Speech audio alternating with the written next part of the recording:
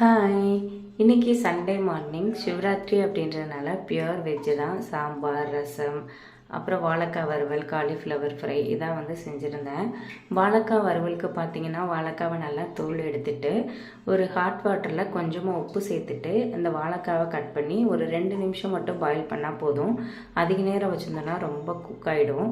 இது கூட கொஞ்சமாக சிக்கன் மசாலா, உப்பு, தனியாத்தூள், கொஞ்சமாக அரிசி மாவு போட்டு லைட்டாக தண்ணி தெளித்து இந்த மசாலாவை நல்லா வாழைக்காவோட மிக்ஸ் பண்ணி ஒரு 5 மினிட்ஸ் நல்லா ஊற வச்சிடலாம். இப்போது ரொம்ப டீப் ஃப்ரை பண்ண வேண்டாம். லைட்டாக எண்ணெய் ஊற்றி இந்த வாழைக்காவை லைட்டாக ஃப்ரை பண்ணாலே போதும். பிஃபோர் மேரேஜ் பார்த்தீங்க அப்படின்னா எல்லா சிவராத்திரிக்குமே குலதெய்வம் கோயிலுக்கு போயிடுவோம். ஆனால் ஆஃப்டர் மேரேஜ் பார்த்தீங்க அப்படின்னா போக முடியறதில்ல. நீங்கள் குலதெய்வம் கோயிலுக்கு போயிட்டு வந்துட்டிங்களா? உங்களோட கோயில் எந்த ஊரில் இருக்குது அப்படின்னு சொல்லிட்டு மறக்காமல் கமெண்ட்டில் சொல்லுங்கள். நெக்ஸ்ட் வீடியோவில் பார்க்கலாம். பாய்.